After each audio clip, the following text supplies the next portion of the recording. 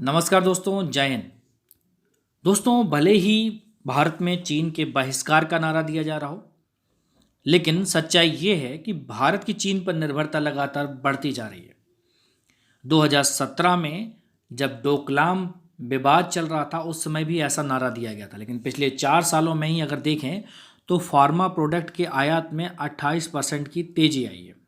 मतलब कि pharma product के मामले में भारत की चीन पर निर्भरता घटी नहीं है, उल्टा बढ़ी है। जब कभी सीमा पर भारत का चीन से किसी तरह का विवाद होता है तो हम नारा लगाते हैं हैशटैग बाइकॉट चाइना, और वो सोशल मीडिया पे ट्रेंड करने लगता है। भारत आत्मनिर्भर बनेगा और चीन पर अपनी निर्भरता कम करेगा। इस तरह की बातें सरकार और इंडस्ट्री दोनों तरफ से की जाती हैं। हालांकि सच्चाई इससे बिल्कुल अलग है। कोरोना काल में दवा बहुत अहम है, लेकिन इस मामले में भी भारत चीन पर बहुत ज़्यादा निर्भर है और वक्त के साथ निर्भरता कम नहीं हो रही है, उल्टा बढ़ रही है। अगर पिछले 4 सालों में हम आयात को बात करें तो वहाँ पर 28% का इंक्रीज हुआ है। ये मैं नहीं कह रहा हूँ, ये हमारे कॉमर्स मिनिस्ट्री का डेटा कह रहा है कि पिछले 4 सालों में चीन से जो आयात किया है फार्मास्यूटिकल प्रोडक्ट में, उसमें 28% की बढ़त हुई है। 15-16 की बात करें अगर 2015-16, तो भारत ने चीन से 947 करोड़ का आयात किया था, जो 2020 में बढ़कर 1150 करोड़ रुपए का हो गया।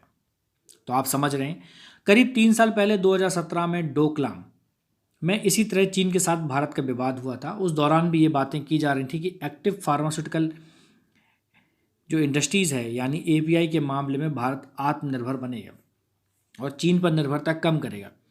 यह बात इंडस्ट्री और सरकार दोनों तरफ से की जा रही थी, लेकिन सच्चाई कुछ अलग ही है। दवा निर्माताओं का कहना है कि चीन से एपीआई समेत अन्य फार्मा प्रोडक्ट का आयात करना बहुत सस्ता होता है। भारत में पॉलिसी तो बन जाती है, लेकिन उसे अमल में लाने में बहुत समय लग जाता है। ऐसे में चीन पर निर्भरता बढ़ती जा रही है। गलवान घाटी घटना के बाद दोनों देशों के व्यापारिक रिश्ते पर काफ़ी दबाव है। हाल ही में सरकार ने इंडस्ट्री से कहा है कि वह चीन से आयात होने वाले गैर जरूरी और घटिया क्वालिटी के सामानों की लिस्ट तैयार करे, ताकि आयात बंद कर लोकल मैन्युफैक्चरर्स को मौका मिल सके। फार्मा इंडस्ट्री के मुताबिक भारत 70% एपीआई चीन से आयात करता है। एपीआई में वो प्रोडक्ट आते हैं जो मेडिसिन बनाने में इस्तेमाल होते हैं, मतलब कच्चा माल। एपीआई दवा तैयार करने के लिए एक स्टार्टिंग मटेरियल है। अगर चीन निर्यात बंद कर देना तो Bharat anti infective, anti cancer जैसी जरूरी दवा तैयार नहीं कर पाएगा। कुछ दवाइयाँ तो ऐसी हैं जिनके लिए भारत 80 से 90% तक चीन से एपीआई का आयात करता है। तो आप समझ सकते हैं कि हम बात कर रहे हैं चीन से। अगर अन्य चीज़ों पर भी देखें तो करीबन 3 लाख करोड़ का कारोबार पर तो हम चीन से ही निर्भर हैं। एक बहुत बड़ी निर्भरता है चीन पर। यहाँ तक कि हमारे सैनिक जो ब्लेड प्रूफ जैकेट पहन रहे हैं ना, वो भी चाइनीज़ हैं, और वही चाइनीज़ ब्लेड प्रूफ जैकेट पहनकर हम चीन से मुकाबला करेंगे क्या? ठीक है, फ्लोट ग्लास पर भी एंटी डंपिंग ड्यूटी लगा दी गई, उसके बाद भी वो चाइना से ही इंपोर्ट हो रहा है। उसका सबसे बड़ा रीज़न क्या है? पहले तो आप उसको अपने यहाँ मैन्युफैक्चरर्स उसके लिए तैयार करें, उस तरह की इंडस्ट्री को आप प्रमोट करें, उस तरह के लिए कच्चा माल प्रोवाइड कराएं।